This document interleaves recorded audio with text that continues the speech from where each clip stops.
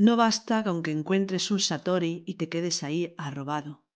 Has llegado a esa tierra nueva, pues ahora conócela, visítala, paséala, especialízate en ella. Eso tiene un desafío mucho mayor que el que has encontrado en los muchos años de técnica que poseas. Has llegado a la puerta, que solo es el paso hacia el otro lado. Pero no debes conformarte con abrir la puerta, admirar el paisaje y volver a cerrarla. El paseo por el otro lado será efectivo, real, cuando consigas disolver esa comunicación y hacerla fluida. Lo que Aurobindo llama el materialismo divino. Llevar a lo material el mundo del espíritu. Palabras muy sugerentes del profesor que tuvo Ángeles en su momento, que le enseñó este conocimiento, y que nos indican que lo que podemos llamar práctica espiritual y sobre todo mística, se trata de no solamente tener la experiencia espiritual en sí misma, sino de profundizar en ella y de conocer todos sus recovecos, sus aspectos, sus prismas y todos los paisajes que componen la realidad espiritual. Y es el tema del que vamos a hablar hoy. Queremos hablar de la mística, ya que es un tema fundamental en toda tradición, pero bueno, queremos hablar de algunos aspectos, de darle una vuelta a este tema que tan presente está en la espiritualidad de todas las tradiciones. Queremos hablar de algunos aspectos fundamentales de la experiencia mística y de hacer algunas definiciones que puedan ayudarnos en nuestra forma de entender la espiritualidad. Mi nombre es Álvaro González. ¿Y mi nombre es Ángeles Soto? Y os damos la bienvenida a Sendero a la Nada, un podcast dedicado a la espiritualidad, el autoconocimiento, las religiones comparadas, el simbolismo, el hermetismo y todos aquellos temas relacionados con el desarrollo espiritual del ser humano. Este podcast no tiene patrocinadores de ningún tipo, así que si te gusta nuestro podcast puedes ayudarnos a mantenerlo colaborando con tan solo 1,50 € al mes. Puedes hacerlo clicando en el icono de apoyar. Además, si nos apoyas tendrás acceso a contenidos exclusivos sobre temáticas espirituales que iremos publicando periódicamente. Es una forma de agradeceros el apoyo que nos dais. Como siempre, os damos las gracias a todas las personas que nos acompañáis semana tras semana, ya que es un placer para nosotros compartir este conocimiento. También podéis seguirnos en nuestras redes sociales, en Facebook, Instagram y YouTube como Centro Noesis, donde también vamos publicando contenidos de todo tipo. Y también os recomendamos que os deis una vuelta también en iVoox al podcast de nuestro amigo y compañero Iván Bladé con sus audiolibros Sendero a la Nada, donde va publicando pues, libros de espiritualidad narrados por él mismo, que son muy interesantes para seguir profundizando en estas temáticas. De hecho, ahora justamente está terminando de editar un nuevo libro, lo tendremos de invitado dentro de poquito, para que nos hable de este libro que acaba de terminar ahora y que ya tiene pues, que acabar de trabajarlo para prepararlo para poder publicarlo. Así que dentro de poco pues nos veremos. Bueno, comenzando ya con el podcast. El tema de la mística, siempre que se escucha la palabra mística en los ambientes espirituales, es como algo bello, algo bonito, algo como de la máxima intensidad espiritual, se podría decir. Pero hay una serie de aspectos y una serie de consideraciones que queremos tocar en este podcast y luego ya sí que definiremos, pues más bien lo que podemos entender como mística tradicionalmente. Pero hay algunos aspectos, ¿no?, que habría que tocar, o sea, que son concernientes bueno, a discernir claramente lo que es la mística, de lo que es también la iniciación. Hay una serie de diferencias también a veces, ¿no?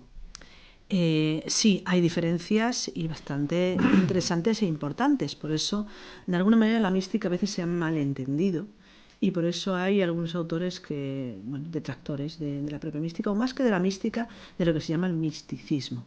Porque una de las cosas que debemos entender para poder entender realmente lo que es la mística es entender cómo actúan en nosotros las inteligencias. Claro. Cómo el ser humano puede entender la realidad que vive, entender el mundo, bueno, pues esa realidad tanto a nivel, podemos decir, profano, físico, como a nivel espiritual. Entonces, cuando hablamos de las inteligencias, se dice siempre que el ser humano tiene 5 inteligencias a través de las cuales puede entender el mundo, es decir, pensamiento, emoción, instinto, movimiento y sexo, o, dicho de otra manera más fácil, más sencilla, pensamientos, emociones y actos. Bien. Pero cuando se habla de esto, también se dice que además de tener un intelecto con el que podemos entender el mundo, o una emoción a través de la cual también entendemos otra parte de ese mundo, hay en nosotros lo que se llama una emoción superior y un intelecto superior. Dicho de otra manera, inteligencias superiores que están al servicio expresamente de la conciencia, es decir, de la parte espiritual dentro de nosotros. Entonces, cuando se tiene un estado místico, normalmente, cuando se entiende más, se suele definir simplemente con la activación de lo que sería la emoción superior, ¿no? Y nada más. Sin embargo, un auténtico estado místico implicaría la activación de las dos inteligencias superiores, es decir, la emoción superior, por supuesto, estados de beatitud, estados de ananda, pero también el intelectual superior, donde hay estados de inspiración, estados de imaginación consciente y estados también de intuición y muchos otros estados. Por lo tanto, quizás la problemática que se encuentra en la mística y que por eso a veces no cuesta encontrar místicos en determinadas tradiciones es porque se entiende mal esa mística. Cuando realmente la mística simplemente es el contacto, la experiencia real con lo espiritual, vivido desde una emoción integradora, una emoción superior, pero también vivido desde una mente integradora, una mente superior o supramental, como decía, por ejemplo, Aurobindo, que hemos nombrado en la entrada. De hecho, os lo compartimos. Cuando hemos estado preparando este podcast, que hacía ya bastante tiempo que lo teníamos pendiente, porque es un tema muy interesante, estábamos preparando este podcast y queríamos recomendar también, ¿no? Y lo vamos a hacer, o recomendar místicos de todos los tiempos y de todas las tradiciones, o de las grandes tradiciones, recomendar estos místicos porque, bueno, sus textos son inspiradores, nos elevan, nos ayudan también, ¿no? a comprender, bueno, son textos muy, muy interesantes. Y claro, era muy fácil cuando hablábamos, cuando estábamos buscando autores en el cristianismo y también en el sufismo, era relativamente fácil encontrar rápidamente una serie de autores, una serie de místicos que tuviesen pues textos poéticos o textos directamente espirituales de diferente índole, muy sugerentes. Pero claro, cuando nos hemos ido a Oriente, claro, era mucho más difícil. Es un decir, y a ver, no es que seamos unos expertos en el hinduismo, ni en el budismo, ni nada de esto, pero igualmente algunos autores sí que podemos conocer, y aquellos en los que hemos pensado era, bueno, pero es que no se consideran que sean como místicos dentro del término. Y claro, es que aquí hay una historia que es interesante tenerla en cuenta, que todo tiene que ver, como siempre, con las concepciones que se tienen desde el círculo en el que tú te has movido o desde donde tú has aprendido. Cuando hablamos de mística en Occidente, hay que entender que nos vamos ahora a la media, estamos en el catolicismo, ¿no? en el cristianismo occidental, y hay un momento en el que aparece una escuela que es la escolástica, en la que se propone y se instaura un modelo de estudio de lo divino basado fundamentalmente en la filosofía y en la razón. Por tanto, el teólogo es prácticamente aquel que sabe razonar sobre las cuestiones espirituales divinas. Y claro, está como otro tipo de personas, otro tipo de espirituales, que es lo que se llaman los místicos, que son aquellos que tienen como una experiencia directa de lo divino y que lo expresan generalmente a nivel simbólico, a nivel poético, lo expresan de una forma diferente, expresan la realidad espiritual de una forma distinta, mucho más experiencial, y que por tanto dista de lo que es la teología habitualmente como se la conoce en el catolicismo, ¿no? Entonces, claro, aquí ya tenemos una concepción distinta.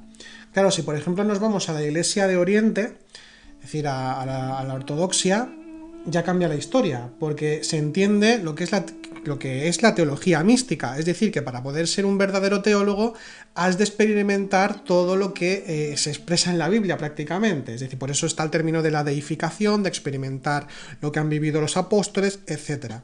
Se entiende que el teólogo es quien experimenta eso, y por tanto, aunque la mística también está presente, pero ya se entiende dentro de lo que es el trabajo también con el intelecto y con la profundización en los misterios divinos. Esto en Occidente, pero si nos vamos a Oriente, claro, ¿Y qué budista podemos decir o qué maestro budista podemos decir que es místico? Pues realmente ninguno. Pero porque no los haya, no es eso. Sin embargo, todos, ninguno, pero todos. Exactamente, es decir, se da por hecho, se da por entendido que aunque uno estudie la liturgia, aunque uno estudie los textos, no es únicamente un estudiante. Las prácticas meditativas, prácticas rituales que se dan en el budismo, es decir, todo el conjunto de la enseñanza budista se entiende que ha de ser experiencial, que se busca la iluminación, ¿no? Y por tanto, o sea, se busca ese despertar y por tanto ya se da la experiencia directa de lo divino, aparte de lo que puede ser un estudio intelectual o una forma de abordar la experiencia espiritual también desde con el intelecto, que no riñen. Lo que estamos diciendo es que como ya se entiende que, que ha de ser de esa manera, no puede existir algo escindido de ello. Por tanto, no puede haber una palabra como para la mística. Puede haber estados que hagan referencia a eso, estados concretos, pero que forman parte de todo el corpus budista.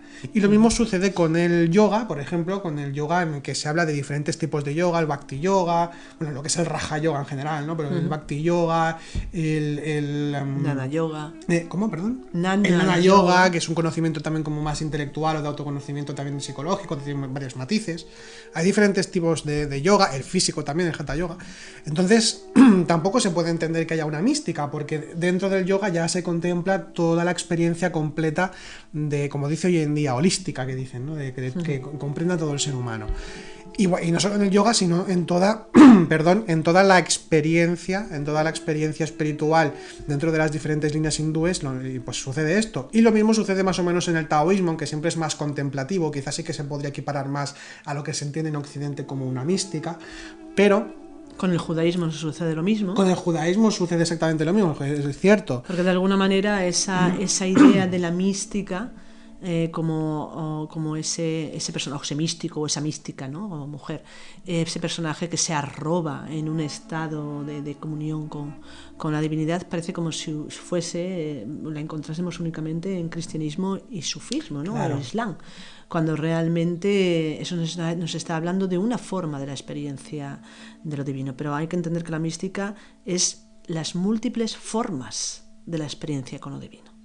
Exactamente, es a donde queríamos ir. Y lo que comentabas al principio, con lo de que se diferencia del misticismo, ¿no? De un mal entendimiento de lo que es la mística, de lo que puede ser la iniciación, esto por ejemplo lo denuncia en su obra en varias ocasiones René Guénon. Sí. Guénon diferencia claramente de lo que es la experiencia iniciática de lo que es la mística, porque la mística, sobre todo mal entendida, se fundamenta en la experiencia de emoción superior e incluso demasiadas veces en emoción inferior también, ¿no?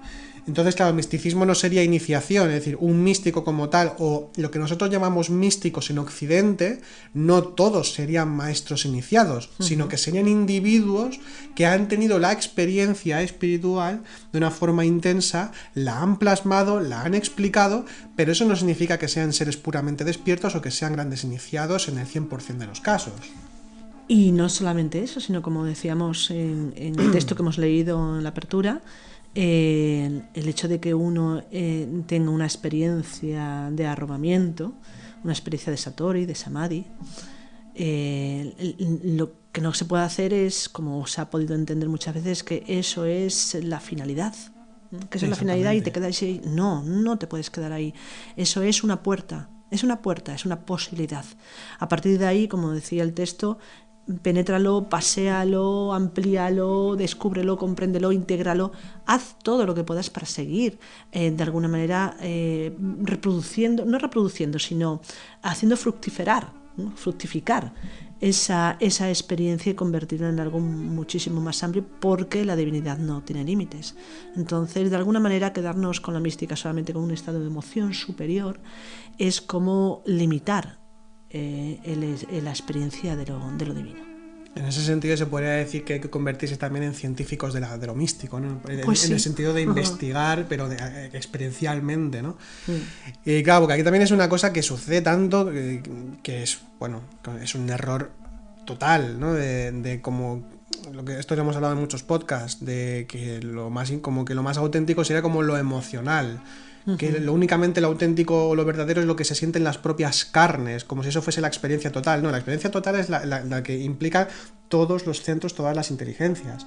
Es decir, el intelecto discierne, es una parte de nosotros, discierne, profundiza también, tiene su propia forma de experiencia y no es menos que la emocional. Y esto, incluso con personas que llevan muchos años en el camino, no se entiende, porque se confunde lo que es una intensidad que da la emoción como que es como si fuese la realidad, y no es el caso, no tiene por qué ser el caso siempre. Todas las inteligencias tienen una función específica y hay que trabajarlo, y como tú también comentabas, precisamente la experiencia mística pura se da también en el intelecto superior, el supramental, es decir, que se da también en esa parte que tiene que ver con la profundización, con lo intuitivo, con el descubrimiento, con ese pasear, ¿no? Como comentaba el texto y descubrir todos los matices que tiene esa realidad. Que la primera experiencia, por muy potente que sea, no es lo definitivo, es simplemente una apertura hacia algo. Es el inicio.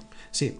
Por tanto, definiendo la mística, podríamos decir que la mística es como experiencia directa, que forma parte de lo iniciático, evidentemente, pero entendido como la experiencia directa. Yo lo definiría como una experiencia por supuesto, de lo divino, pero donde se aunan esas dos inteligencias. Hay un aunar de la emoción superior y el entendimiento superior. Este sería para mí un estado místico, y por supuesto, si hay entendimiento y hay emoción superior, hay experiencia. Claro. Por eso mismo entendemos, como he estado comentando antes, entendemos entonces que esa experiencia directa, esa forma de abordar también lo espiritual, no es que únicamente esté en Occidente porque tenemos una concepción de lo que es la mística, sino que está en toda tradición, porque comprende toda la experiencia espiritual dentro de lo que es un ser humano. Entonces, en este sentido, la mística simplemente es una palabra que ha surgido por unas razones históricas, vamos a decirlo así, pero que más allá de eso, la mística, si utilizamos esta palabra que vamos a utilizar, la mística, está impregnada en toda tradición, aunque aparentemente no lo parezca.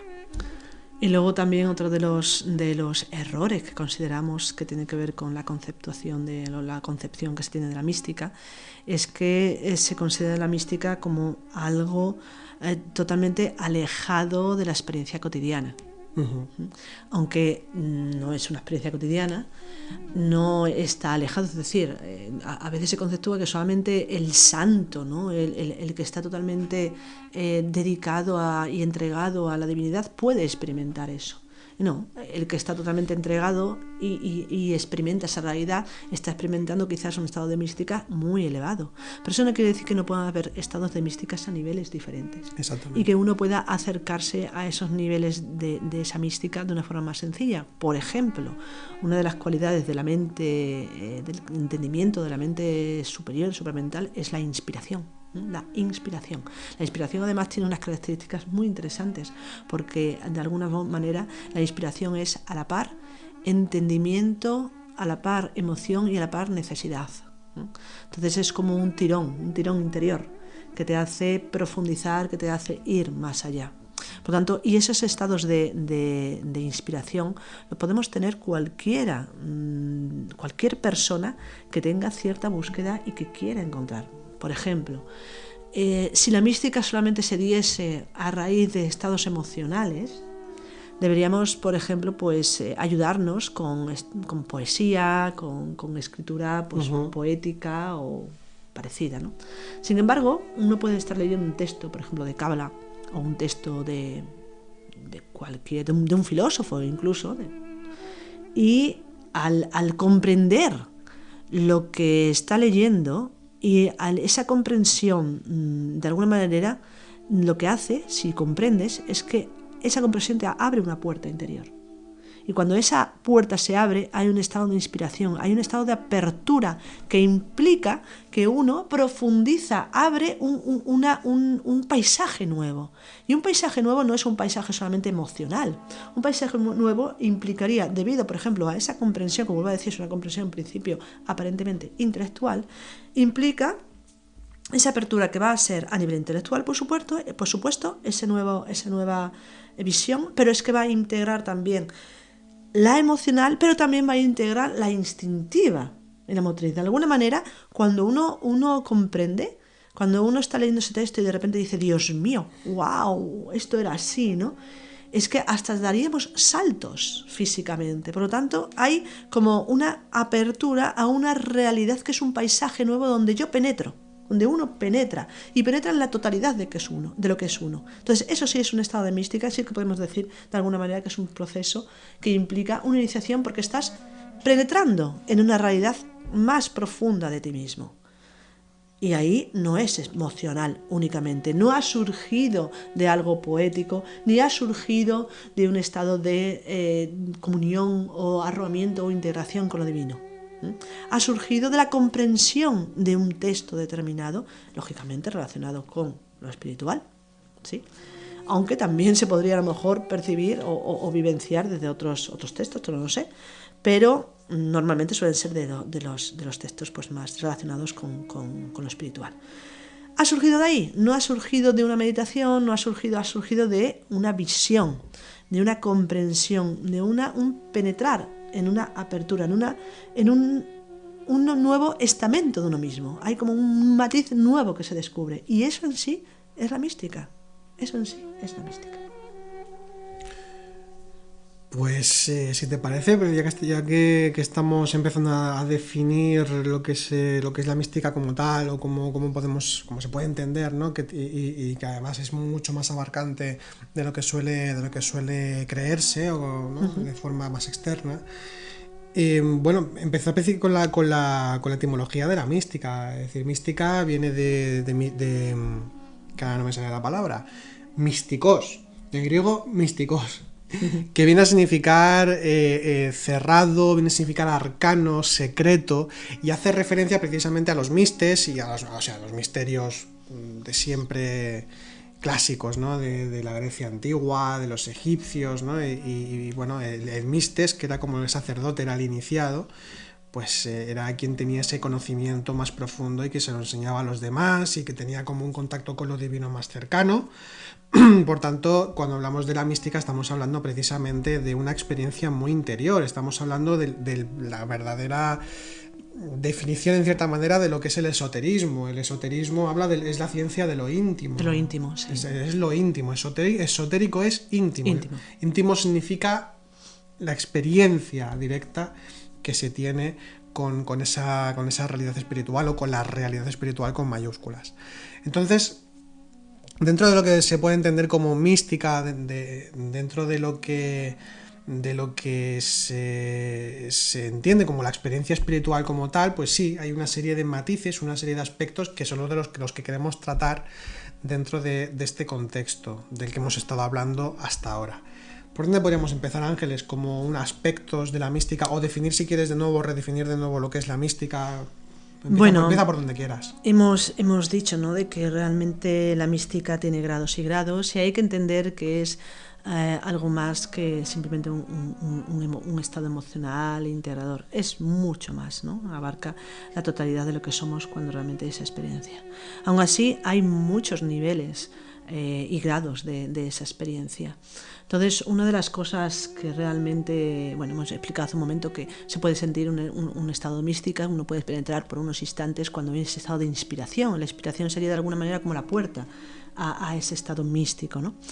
Pero a veces hay estados de esa mística que decimos que son bastante más profundos, que son siempre interesantes si tenemos anhelos, si tenemos búsqueda espiritual, si estamos comprometidos con un camino. Siempre es interesante buscar el poder experimentar esos estados, y una de las formas más adecuadas, podemos decirlo, de hacer es buscar por un lado el silencio y por otro lado la soledad, o ambas cosas a la vez, el silencio y la soledad. El silencio y la soledad como llaves que abren hacia el estado de esa experiencia de lo divino, o a esa experiencia con uno mismo en la intimidad con uno mismo, porque esto hay que entenderlo. El silencio. El silencio es importante porque cuando uno empieza a observarse a sí mismo en el trabajo interior, uno se da cuenta de que quién es el que habla, quiénes son los que hablan en nuestro interior y quién es el que calla. Y cuando uno tiene una experiencia consciente, una experiencia mística, entonces también se da cuenta de quién está hablando y quiénes son los que callan. ¿A qué nos estamos refiriendo con todo esto? Nos estamos refiriendo que normalmente es muy difícil hacer silencio, porque no estamos hablando de hacer silencio físico, aunque el silencio físico nos pueda ayudar para acercarnos a esa experiencia. No, estamos hablando de hacer silencio interior. El silencio interior implica previamente darnos cuenta de que no estamos en silencio, sino que dentro de nosotros hay un vocerío tremendo, de un montón de voces, de pensamientos completamente diferentes unos de otros, que es normalmente el hablar o el manifestarse de los estados psicológicos en nuestro interior. Entonces, cada aspecto psicológico tiene una forma de hablar, tiene una forma de expresarse y se está expresando. No solamente se expresa a nivel de pensamiento, se expresa también a nivel emocional. Por lo tanto, ese silencio implicaría la no manifestación de esas estructuras psicológicas. Claro que para poder llegar a ello, primero tenemos que ver, comprender qué es lo que se mueve en nuestro interior. A veces, el hacer callar a esos estados interiores dentro de nosotros, tanto a nivel intelectual como emocional, se logra a través de ciertas prácticas de meditación. Hay una práctica que es curioso, porque siempre la paradoja, y es que la práctica del mantra o mantra, cuando estamos pronunciando una palabra repetidamente, es curioso porque el hecho de estar pronunciando una palabra que aparentemente sería estar hablando, va a implicar que sea más fácil quizás allegarnos a un estado de silencio real. Cuando uno está, por ejemplo, mantralizando durante 20 minutos, durante media hora, un mantra repetitivo, y cuando hace silencio, calla el mantra, de repente uno se da cuenta realmente de que está en ese silencio. Puede suceder también con la práctica de algún pranayama, porque la respiración está siempre en juego.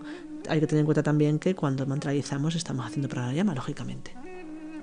Pero lo interesante es entrar en ese silencio, y sobre todo hay una parte de nuestra anatomía espiritual, vamos a decirlo así, que puede activar en nosotros también no solamente el silencio, sino un silencio enriquecedor, podemos decir, ¿no?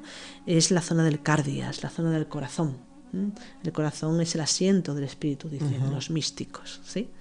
Entonces, realmente cuando uno, por ejemplo, realiza un mantra o simplemente se concentra en la zona del corazón escuchando los latidos, es fácil que ese sonido del latido o ese sonido del mantra, pero en este caso sonido del latido, nos ayude a realmente hacer silencio.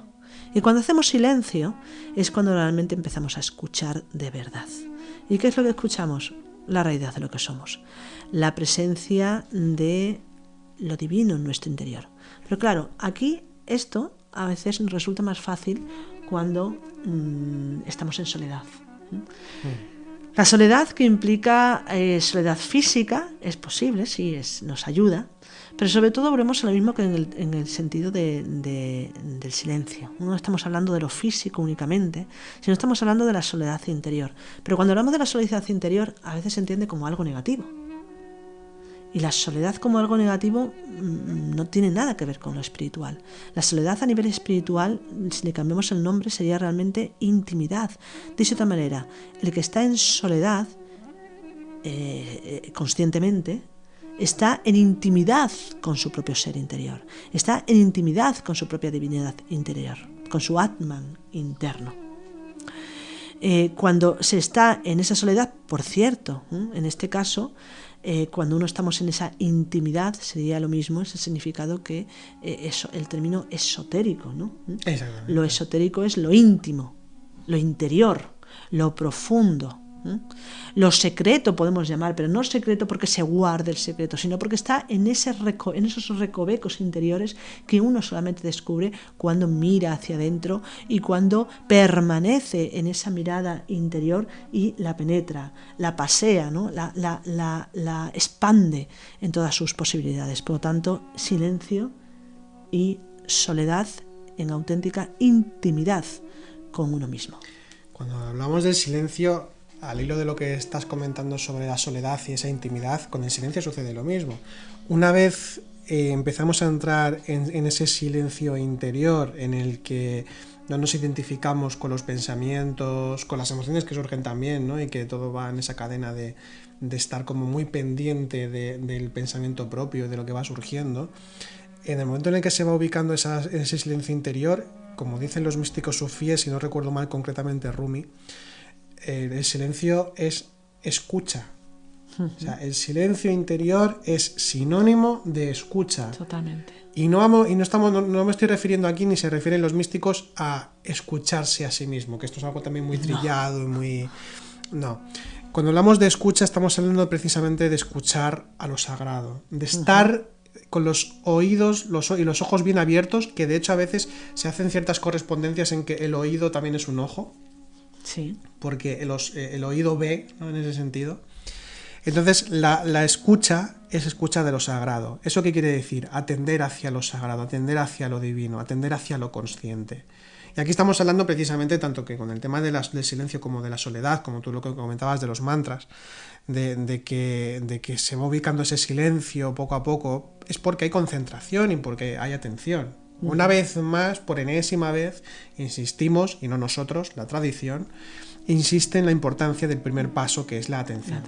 Cuando hay atención, entonces es cuando uno puede empezar a escoger.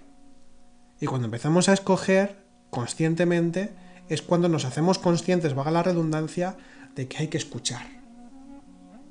De que hay que recogerse, de que hay que reflexionar, de que hay que contemplar y que hay que profundizar. Cuando se escucha, no es que escuchemos una voz que nos vaya a decir nada. Cuando estamos hablando de escuchar, es simplemente estar en la presencia de lo divino, es decir, ubicarse en esa presencia espiritual. Es ese recuerdo de sí también tiene que ver con el recuerdo de sí que tantas veces hemos hablado. Y a partir de ahí es cuando se da la capacidad intuitiva también, es decir, la visión clara de las cosas, cuando se puede dar la reflexión, cuando se puede dar la simple experimentación contemplativa que también nos hablan los místicos precisamente, nos hablan los maestros espirituales. Entonces, cuando hay escucha, es una apertura, de nuevo, una apertura hacia la posibilidad de la comprensión y de la integración con esa realidad del espíritu. Entonces, el silencio por eso es tan fundamental, porque el silencio nos da la capacidad de escuchar.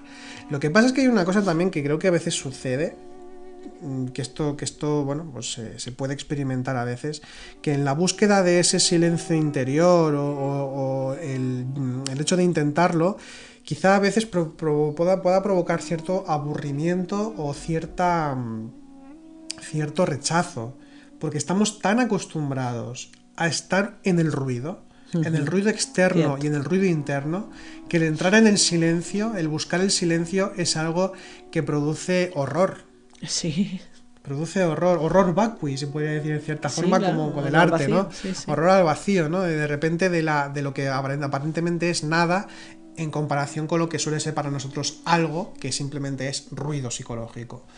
Entonces, esto lo quiero comentar a propósito de que a veces pasa, ¿no? De que personas que empiezan a meditar o que empiezan a practicar la oración y se empiezan a plantear también este tipo de prácticas y de consideraciones a la hora de buscar la propia interioridad se puede causar cierto rechazo, y además es que muchas veces también hay prácticas y hay formas de entender mal entendidas, entendemos nosotros, perdón por la redundancia, se malentiende como que tiene que haber siempre muchas cosas y muchas intensidades y mucho movimiento. Lo extraordinario. Exactamente. Bueno, de hecho esto, por ejemplo, lo voy a comentar, esto fue uno de los errores que tuvo Ouspensky en El Cuarto Camino, ¿no? En busca de lo milagroso, así se llama su libro. ¿Por qué? Porque buscaba lo extraordinario y lo decía de una forma muy clara, además. Es un gran error. No se escondía, y ese fue un gran error que tuvo, ¿no? De buscar lo milagroso, lo extraordinario. Y esto sucede constantemente, y por eso también, con esto que estamos hablando de la mística, como bien han comentado Ángeles anteriormente, no es la gran experiencia iluminativa tal y como se suele entender. Que puede serlo también. Que puede serlo, pero no es el éxtasis increíble. Y grados y grados. Claro, hay grados y grados, hay diferentes formas de abarcar esto, porque cuando estamos hablando de mística, estamos hablando de la experiencia espiritual, estamos hablando de que eso tiene diferentes calidades, diferentes momentos, diferentes intensidades, diferentes profundizaciones, y por tanto tiene toda una gama de experimentación, ¿no? Exacto. De hecho, lo que tú comentas, ¿no? De que realmente puede asustar o puede espantar un poco la cuestión esta de hacer silencio, de estar en soledad, porque estamos acostumbrados a una profusión de informaciones tremenda en nuestra Claro. vida, ¿no? Pero no estamos diciendo que para poder experimentar la mística uno tenga que apartarse, ni muchísimo menos. Sí que proponemos, y lógicamente nosotros lo hacemos de vez en cuando podemos, el hecho de apartarse durante una pequeña temporadita y buscar ese silencio real, buscar la soledad física, pues sí, está bien, pero como práctica, como una experiencia durante unos días. Pero la realidad de la que estamos hablando en la mística no implica que uno tenga que apartarse, ni muchísimo menos, sino que realmente podemos decir que es un aislarse penetrante, es decir, una inmersa observación penetrante, ¿no? ¿Qué quiere decir esto? Quiere decir que cuando uno realmente hace silencio, ¿no? Intenta hacer silencio y se ubica en esa soledad o intimidad con su propio ser, de repente lo que suele suceder es que la diferencia que siempre hacemos entre mundo exterior y mundo interior desaparece. De la misma forma que desaparecería la diferencia que hay entre silencio y ruido, o la diferencia que hay entre soledad y compañía, vamos a decirlo así. Dicho de otra forma, solamente cuando uno experimenta la realidad de lo consciente, la realidad en esa experiencia, en esa intimidad profunda, en esa penetrante observación interna, nos damos cuenta de que estamos observando el mundo, estamos observando la realidad y por lo tanto eso nos vuelca a una interacción consciente con todo. Nosotros no abogamos nunca por el apartamiento del mundo, ni muchísimo menos, a no ser que sea solamente como un proceso, unos días. O algo muy vocacional, que haya o personas algo vocacional, por supuesto, que como decisión de vida también está bien, por pero supuesto. No es lo único que se puede hacer para llegar a lo espiritual. Pero si revisamos de alguna manera las líneas fundamentales con las que nos hemos comprometido en este conocimiento, uno de ellos es el tercer factor, es la ayuda al otro, es decir, es la consideración exterior, es decir, tener en cuenta al otro. Por lo tanto, apartarse como algo importante o algo fundamental, no. Claro. Apartarse, buscar momentos de soledad en el día, buscar momentos de silencio en el día, pues eso sí que es una práctica muy interesante, ¿eh? Para poder, de alguna manera, profundizar en esa intimidad con uno mismo. Y por supuesto, como decía también Álvaro, cuando uno profundiza en esa intimidad con uno mismo, no es con uno mismo como persona, como personaje, como realidad individual, sino uno mismo como ser, como esa parte de esa chispa divina a la cual podemos decir pertenecemos, no que tenemos, sino a la cual pertenecemos. Que por cierto no deja de ser curioso, ¿no? Que incluso en todas las tradiciones, ¿no? Cuando se está hablando de la experiencia iluminativa, experiencia mística, experiencias a este nivel, constantemente se dice de que uno ha de apartarse de sí mismo en este sentido, de volcarse hacia lo más espiritual en lo que uno participa, y se sigue entendiendo hoy en día, incluso te lo dicen claramente las tradiciones, pero se sigue entendiendo de que hay que escucharse a uno mismo, que hay que amarse a uno mismo, que hay que no sé qué, no, una de las cosas que da la experiencia espiritual, la experiencia mística también es ciertas, aunque uno mantenga su individualidad, la desaparición de las barreras en ese sentido, ¿no? Es decir, cuando yo escucho, simplemente escucho y no hay una diferenciación clara entre lo que soy yo y lo que es la creación, lo que es la existencia. Exactamente. En relación al amor, por ejemplo, Rilke, el poeta, hablaba de el amor intransitivo. El amor intransitivo, es decir, sin objeto directo. Claro. Cuando uno experiencia realmente lo real, lo que es lo espiritual, lo que es el amor consciente, no es un amor hacia algo o hacia alguien. No es una experiencia hacia algo o hacia alguien, sino que la misma experiencia es ser eso. Ser, sin límites, sin definiciones, sin catalogaciones de ningún tipo. Ahora no recuerdo bien cómo era, pero hay una pequeña poesía sufi, no recuerdo el autor tampoco, que decía algo así como que él mismo mira por el ojo, por la cerradura de su corazón y pensando que iba a encontrar a Dios y como que se encontraba a sí mismo.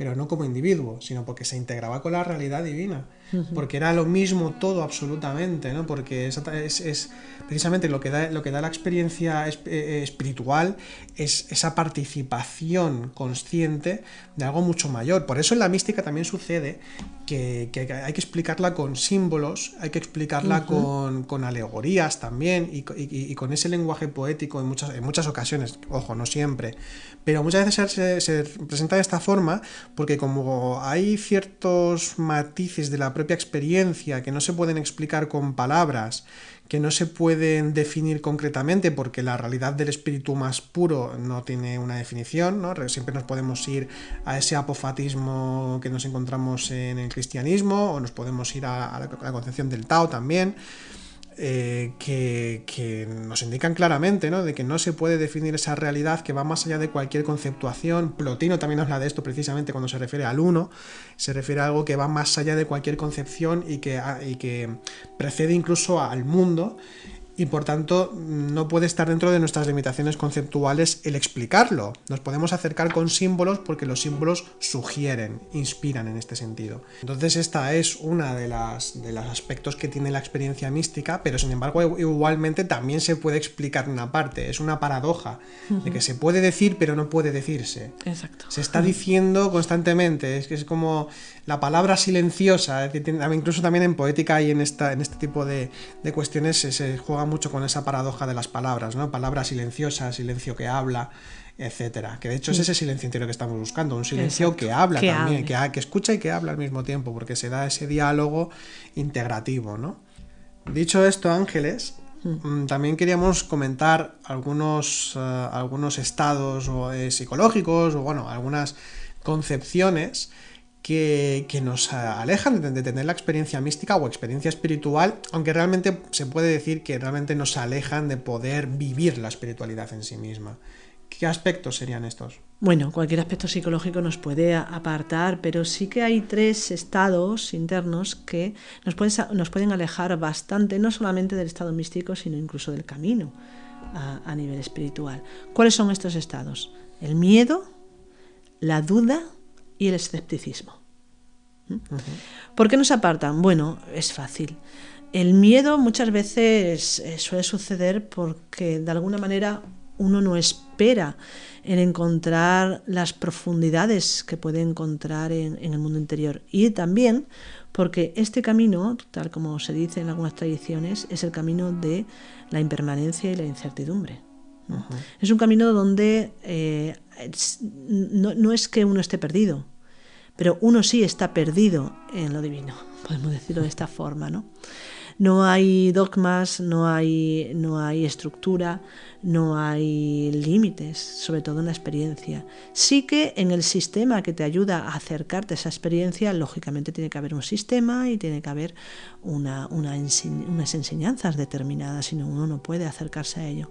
Pero eso es una cosa, y otra cosa es cuando uno experimenta, cuando uno lo vivencia. Y muchas veces hay personas que, bueno, por la circunstancia que sea, el tocar de alguna forma una experiencia con la que no contaban, porque esto también es muy importante, muy importante. Una cosa es el mapa, pero comparad, ¿no? Comparad lo que cuando nosotros utilizamos un mapa, ya sea en el móvil, en el GPS, o utilizamos un mapa en papel, ¿no? La diferencia que hay realmente con lo que vemos en el mapa y cómo conceptuamos lo que hay en el mapa a cuando estamos en el lugar, Claro. cuando vemos realmente el paisaje. Pues la diferencia es abismal. Pues a nivel de la experiencia mística es exactamente lo mismo o más, diría, muchísimo más. Porque una cosa es lo que se nos explica en el camino, lo que nos enseñan las diferentes tradiciones, lo que es el conocimiento en sí con toda su sistematización. Y otra cosa muy diferente es cuando uno realmente tiene la experiencia. ¿Y qué sucede cuando uno tiene la experiencia? Pues que se borra absolutamente todo. Claro. La experiencia es tan, podemos decir, no diría impactante ni aplastante, no. Diría tan nueva, tan desconocida, tan inesperada, aunque uno crea que sí, que lo estaba esperando. Es tan inesperada en su forma, en su profundidad, en su expansión, en sus posibilidades, que a veces uno puede sentirse abrumado. Entonces, por eso, el miedo a veces se puede instalar en nosotros y apartarnos. Bien, al contarlo yo de esta manera, puede ser que encima esté asustando a los que estáis oyendo. Y no, es al contrario, realmente poder experimentar eso es que voy a decir a lo mejor algo que parece una barbaridad, pero realmente para mí, personalmente, es lo único que merece la pena en la vida. Por lo menos haber experimentado una vez en tu vida esa realidad, ya da sentido a todo, absolutamente todo. Entonces merece la pena, merece la pena vivirlo. Luego el miedo no pasa nada, el miedo es un estado psicológico que hay que trabajarlo, como cualquier otro. Lo trabajamos, lo comprendemos y vamos adelante. Además también digo otra cosa, y esto es importante también, en relación a que, hace unos días una alumna en una clase nos preguntaba que si los estados místicos eran algo que la divinidad nos daba, que nosotros no teníamos que hacer nada, sino simplemente pues estar abiertos a esa experiencia. Entonces me preguntaba si esto era verdad o no. Y claro, la respuesta es sí y no. Sí y no. Claro. Porque realmente en una experiencia es cierto que es la divinidad la que de alguna manera se acerca a nosotros, nos permite esa experiencia, nos regala esa experiencia. Pero si nosotros no hacemos nada para posibilitar eso, para acercarnos a la posibilidad de esa experiencia, tampoco vamos a poder experimentar esa realidad mística. Por eso el refrán tan típico de a Dios rogando y con el mazo dando se vuelve muy real en el camino espiritual. Ambas cosas. Sí, bueno, estoy recordando ahora a Miguel de Molinos, que comentaba de que está dentro de la categoría que hablan de místico. ¿No? En el cristianismo. Miguel de Molinos decía muy claramente que la experiencia, la divina presencia, como dice él, la divina presencia viene cuando quiere, como quiere y el tiempo que quiere. Ahí está. Por tanto, o sea, es eso, pero uno tiene que estar receptivo. Uno tiene que estar para abierto. Que pueda darse, claro. Exactamente. Tiene que tener preparado el trono divino, precisamente, que se ubica en el corazón, generalmente. Tiene que tener preparado ese trono para que pueda asentarse lo divino. Pero igualmente eso no quiere decir que lo divino se vaya a quedar ahí a nuestra imagen, a nuestra petición o nuestro capricho. Exactamente. ¿No? Decimos, no, ahora no estoy preparado, vengan en otro momento. Que por eso también voy a aprovechar para comentarlo, ¿no? Que es un tema diferente, pero que considero que tiene cierta relación. Esas ideas que se tienen hoy en día de si tú conspiras con el universo conspirará contigo, o si tú por tus deseos tal. Claro, el universo está esperando que tú... Claro, es decir, no, el universo no espera nada de nadie, un universo o Dios o lo divino, porque claro, ahora universo pues es como Dios, se supone, no lo sé, pero o sea, eso no existe. Tendemos a humanizar la realidad. Exactamente. Y las cosas no son así. Exactamente. Nosotros somos una parte de, no somos el centro de todo. Por tanto, aquí nadie conspira con nada. En todo caso, por eso insisto en que es lo espiritual, el espíritu, la presencia espiritual es la que determina las cosas y no uno mismo. Y esto nos gusta, porque claro, nos enseñan y tenemos claro y nos gusta el poder ser dueños de todo lo que hacemos y de todo lo que, y por tanto poder manipular todo a nuestro antojo. Entender las cosas muy claras. Claro, no manipular negativamente me refiero, sino de poder disponer... Manejar, más que manejar. Sí, mejor. Manejar a nuestro antojo, pero no funciona de esta manera. De hecho, fijémonos precisamente que en los textos que hablan más de esa experiencia espiritual, precisamente hay ese arrobamiento o hay esa integración, pero donde uno se empequeñece, donde uno mismo se empequeñece, uno es consciente, humildemente, es consciente de su pequeño lugar en el cosmos y por tanto venera a lo espiritual, por eso lo adora, pero no en un sentido dogmático o en un sentido cerrado, todo lo contrario, es consciente de que ahí está la fuente de todo, de que ahí está todo realmente, y más allá de lo que podemos hablar de lo que es el todo, y que por tanto uno no es nada ontológicamente. Exacto. Sí, y luego por otro lado el tema de la duda. Sí, también. La duda es un estado que te mantiene siempre simplemente dubitativo. En realidad no hay nada sobre lo que dudar. Cuando uno ve la realidad tal cual es y nunca hay opciones. Hay una realidad y punto. Pero es un estado intelectual, es un estado psicológico, un estado dubitativo en el que uno está saltando de un estado a otro y no se centra, no se define. Entonces realmente para poder avanzar en lo espiritual, hay un requisito muy importante, una de las cualidades que se deben de potenciar desde el principio, que es la confianza, que es el contrario de la duda. La confianza, el contrario de la duda y también el contrario del miedo, por cierto. También cierto. La confianza, ¿en qué? La confianza en un camino, la confianza en tu propio ser interior, en saber que si es algo que te está guiando, que te va a permitir experimentar esa realidad, a qué dudar, ¿no? ¿Cuál es el sentido de la duda? A veces la duda esconde, lógicamente, también el miedo. De alguna forma tenemos miedo, o no estamos convencidos, o no queremos, y entonces nos refugiamos en la duda porque no sabemos realmente. O, bueno, más que no saber, no estamos definidos. Porque muchas veces la definición de uno mismo no viene a raíz de saber, sino a raíz de tomar una decisión voluntaria. Viene de la voluntad. Claro. Cuando uno se define por voluntad más que por comprensión, a raíz de esa definición es cuando viene la visión, viene la comprensión y desaparece la duda. Por eso este camino muchísimas veces lo tenemos que andar desde la duda. A ciegas, en cierta forma. A ciegas, también. eso de a ciegas, dar el salto a ciegas, como muchas veces se pone en esas pruebas iniciáticas donde uno tiene que ir a ciegas pues saltando. Sí. Que se ve, pues, por ejemplo, en muchas películas, ¿no? Bueno, en Indiana Jones y también. Esta fue la del Grial, ¿no? En la que... Sí. Creo que sí, que está, hay un vacío y entonces... Y tiene que saltar. Sí, tiene que saltar al vacío y bueno, al final pues va por el camino, no recuerdo bien la escena ahora. Lo que pasa es que no está bien hecho porque realmente lo que hace es echar arena. Entonces que echar arena, entonces puede ver, sí. Claro. Sí. Pero bueno, es igualmente un poco más idea, se ve mejor, por ejemplo, en una película que es El Chico de Oro, con Eddie Murphy. Claro, Eddie Murphy, sí. Que parece que es una película cómica simplemente, ¿no? Es una película que lo es también. Que lo es, por supuesto, con Eddie Murphy, sí. Pero no, es una película iniciática y a un nivel relativamente profundo, y vemos cómo Eddie Murphy tiene que pasar por un pasaje donde no ve el fondo, donde no sabe hacia dónde se dirige, y ahí está, ¿no? Esa es la confianza en que lo que tiene que hacer está por encima de lo que uno pueda por encima del miedo y de las dudas. Y por último tenemos el escepticismo. El escepticismo, yo tengo sentimientos encontrados con respecto al escepticismo, y comento por qué.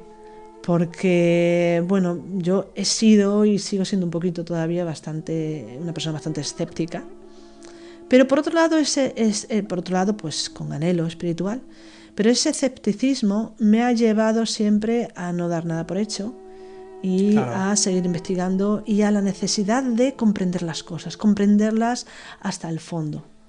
Entonces yo creo que en parte pues me ha ayudado, ¿no? a llegar a donde estoy ahora, que simplemente pues no es que sea la gran cosa, pero que por lo menos estoy a gusto. Bueno, eso está bien, ya que ya es mucho, pero creo que cuando tú te refieres al tema del escepticismo tal y como lo estás comentando, lo hemos hablado tantas veces, porque además yo también en eso nos parecemos mucho también, ¿no? Sí.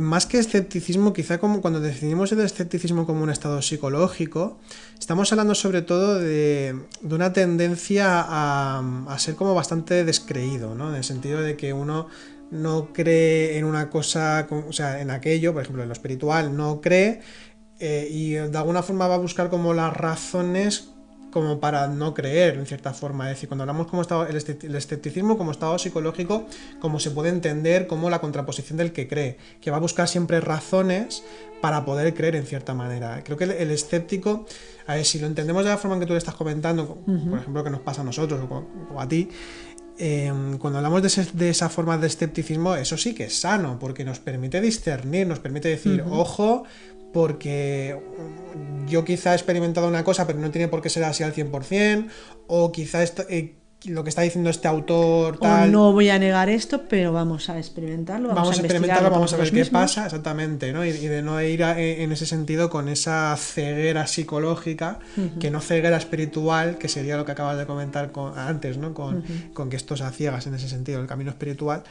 Pero yo creo que en ese sentido es sano, es decir, que lo que pasa es que sí, en ese sentido puede ser sano, pero hay un tipo de escepticismo que no es sano. Claro, lo que estaba diciendo. Que es el tipo de escepticismo que implica, no es que no se crea o se dude de los valores espirituales, ni del camino espiritual, ni del propio ser, sino que uno es escéptico sobre sí mismo. También. Entonces ahí lo que se potencian son estados de minusvaloración y de derrotismo en relación a uno mismo. Es decir, uno se considera por debajo de allegarse a esas posibilidades. Y esto se puede entender si tenemos en cuenta ciertas descripciones o conceptuaciones de la mística. Si la mística solamente lo pueden percibir los santos, y si entendemos a un santo como un iniciado, un maestro que no tiene ningún defecto, entonces apague vámonos, porque en el proceso, en el camino, ninguno va a poder experimentar entonces la mística, porque todos tenemos ego. Claro. Todos tenemos un montón de estados psicológicos que están ahí para comprenderlos, para trabajarlos, pero ¿cómo va a ser, o sea, la mística exclusiva, ¿no?, de esos seres tan elevados? Es imposible. O sea, entonces no podríamos llegar nunca a la experiencia de lo divino, que es realmente el acicate y la fuerza y la potencia que tenemos para poder alejarnos de los estados más densos, los estados psicológicos, y potenciar la experiencia consciente, ¿no?, el estar consciente. Entonces, quizás la problemática es esa. Cuando se aleja demasiado, tienes un modelo muy elevado de lo que es lo espiritual, y entonces es lógico que uno caiga en decir, no voy a llegar nunca a eso porque soy pues lo peor. Y no, esto es erróneo. Claro. Ni somos lo peor, ni somos lo mejor. Nadie en este mundo. Cada cual está a su nivel. Y los modelos están para aprender. La enseñanza está para aprender, el camino está para aprender, pero no para que dirija nuestra experiencia. Podemos ayudarnos de esos modelos, de esas enseñanzas, pero la experiencia la tiene cada cual. Y uno tiene que aprender a desarrollar el propio discernimiento para poder ver y distinguir claramente cómo es esa experiencia. Y entonces comprender. Una cosa que trae la experiencia espiritual, mística, una de las cosas que trae, y que esto precisamente fue uno de los motivos por los que en el catolicismo hubo tanta problemática con los místicos, es precisamente la ruptura con sistemas concretos o con formas concretas, estamentadas, ¿no? Totalmente. Realmente no hay, porque esto sucede, ¿no? Quizás a lo mejor estoy cambiando un poco de tema, pero quiero ir al fondo de la cuestión. De que no hay una religión mejor que otra. Estoy diciendo algo que está muy trillado, pero lo digo para que lo reflexionemos todos los que estemos aquí escuchando esto. Es decir, no hay una religión mejor que otra, porque muchas veces nos ha pasado de conocer amistades con intereses espirituales, o alumnos también que hemos tenido con los años y tal, que es, ¿no?, decir, es que yo soy como más afín a esto porque me parece más profundo, me parece tal, o yo soy más afín a esta tradición o a esta práctica o tal. Esto es algo, eso es un reflejo de las propias afinidades, de los propios gustos. No está hablando de la profundidad de esa tradición. De hecho, en realidad, cuando opinamos de un maestro espiritual, realmente cuando opinamos de cualquier cosa, una opinión no está hablando de la cosa de la que se está opinando. Es decir, si opinamos, del budismo, no estamos hablando del budismo, estamos hablando de nuestros propios gustos, estamos hablando de nuestras propias consideraciones. Por eso la opinión realmente no es demasiado válida, o mejor dicho, no tiene ninguna validez, porque la opinión no está hablando de una experiencia directa real. Exacto. Está hablando de los propios gustos y las propias concepciones que se tienen del mundo. Y en el caso de las tradiciones espirituales pasa lo mismo. Recuerdo ahora hace un tiempo también que, con una amistad que había estudiado que era la astrología maya, me parece, que se puso muy de moda hace unos años con lo del 2012, no sé si te acordarás. Sí. Entonces hablaba entonces comentó claramente esta amistad, hablando de este tema, de que consideraba mucho más profunda la astrología maya que la occidental. Y claro, no sé si fuimos tú o yo, no recuerdo quién, y preguntamos, ¿pero tú has estudiado la astrología occidental? Dijo, no, hombre. Claro, si no has estudiado eso, ¿cómo puedes opinar si no sabes? A esto me vengo a referir. Que cuando estamos hablando de la experiencia mística, la experiencia profunda de lo espiritual, no hay ningún sistema ni tradición mejor ni peor. Es universal, es decir, Exacto. La experiencia espiritual ha de universalizarnos. Por eso no es que haya una mística en Occidente y no la encontremos en Oriente, como comentábamos al principio de este podcast. no en el que no, es que parece que hay como un fenómeno místico aquí, pero allí no, no, es que está en todas partes todo absolutamente, solo que hay concepciones, hay formas, hay sistemas que tienen sus propios matices y sus propias profundidades incluso dentro de esos propios grupos. De hecho, esto ha existido siempre, es decir, existen diferentes líneas de trabajo dentro de todas las tradiciones. Hay diferentes líneas budistas, hay diferentes líneas dentro de lo que es la grandísima y vasta tradición hindú, hay incluso diferentes formas, aunque son menos en el taoísmo, hay un taoísmo alquímico, contemplativo, o sea, diferentes. En el cristianismo y en el islam y en las tradiciones, o sea, y en el judaísmo, o sea, sucede absolutamente en todas. Y es simplemente, pues, quién profundiza hasta qué punto, de qué forma lo hace. Me he ido muchísimo del tema, pero lo que venía a referirme sobre todo es que hay que profundizar en la experiencia espiritual para darse cuenta de que la experiencia espiritual como tal va más allá de cualquier forma concreta. Exacto. Hay que reflexionar sobre ello para no decir, no, es que a mí me parece que esto es mejor. No, es que no hay ni mejor ni peor. Es simplemente cómo uno lo experimenta y que puede ser un poco más afín a su forma en que ha experimentado y entiende lo espiritual, al fin y al cabo. Más cosas. Pues sí, bueno, ¿cómo podemos potenciar también los estados místicos? Bueno, cualquier meditación, cualquier estudio que tenga que ver con lo espiritual ya puede potenciar en nosotros esa experiencia espiritual o experiencia de lo consciente. Pero, por ejemplo, hay una cosa que también, aparte de la meditación, aparte de buscar la soledad o el silencio, también la oración. La oración es un tema que nos ayuda, la oración, incluso el ritual. Son temas que nos ayudan a acercarnos a la experiencia consciente, claro, y a la experiencia mística. Y otra de las cosas que nosotros consideramos que es importante, la inspiración. Aprender a inspirarnos. Yo creo que es una de las cosas que casi todo el mundo debería de aprender en su vida, aprender a inspirarse. Porque a veces entramos en estados como de decaimiento, de frialdad interior, y decimos, qué mal, ¿no? Y estamos esperando a ver si pasa algo para volver a animarnos. No, busquemos nosotros aquello que sabemos que nos anima. Claro. Estudiemos, meditemos, hagamos lo que sea que sepamos que nos anima. ¿Para qué? Para volver a activar ese estado, para volver a inspirarnos y poder estar abiertos a la experiencia espiritual, a la experiencia consciente o mística. Y en eso, pues, una de las cosas que a nosotros nos parece importante, aparte de la oración nos puede venir bien, también la lectura de la poesía, el estudio de los símbolos también, evidentemente. Pero consideramos que el estudio y la lectura de lo que se han llamado místicos o de los que se han llamado maestros de las diferentes tradiciones, o la lectura incluso de los textos sagrados de las diferentes tradiciones, son textos que nos pueden ayudar mucho a realmente inspirarnos y conectar en esos estados místicos. De hecho, no vamos a hacer en esta ocasión sección de libros recomendados como tal, ya seguimos de corrido porque vamos a recomendaros personajes concretos, maestros espirituales, místicos y místicas de varias tradiciones, y entonces ya vosotros ya podéis buscar los textos que sean, porque de los que vamos a mencionar, pues cualquiera vale prácticamente, ¿no? De los textos que vamos a tocar, o sea, de los autores, ¿no? Que vamos a tocar. Bueno, en primer lugar, mencionar a dos clásicos universales como son Juan de la Cruz, San Juan de la Cruz y Santa Teresa de Jesús. Totalmente.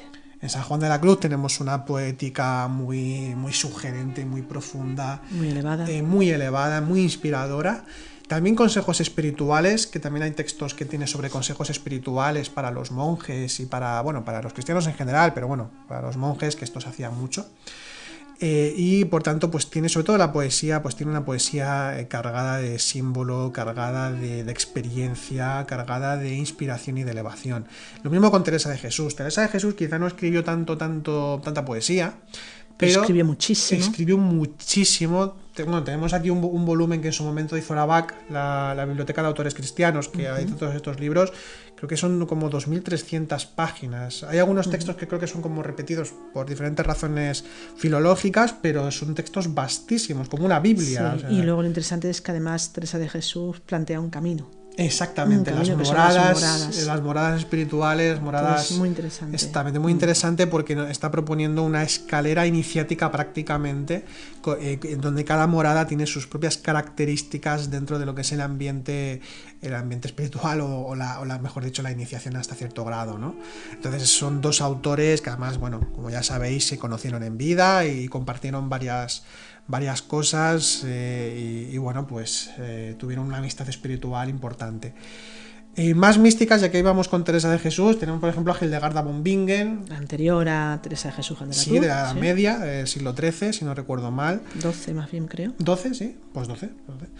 Hildegarda von Bingen, además, bueno, fue una visionaria, como suele decirse en el cristianismo, es decir, que tuvo una experiencia imaginal, tuvo un contacto, una experiencia muy directa con esa realidad. Y se puede decir que sería pues una mujer prototipo del Renacimiento, aunque fuese de la edad antigua, porque realmente pintaba, escribía tanto texto como poema, componía, hay música compuesta por ella, es decir, hacía de todo.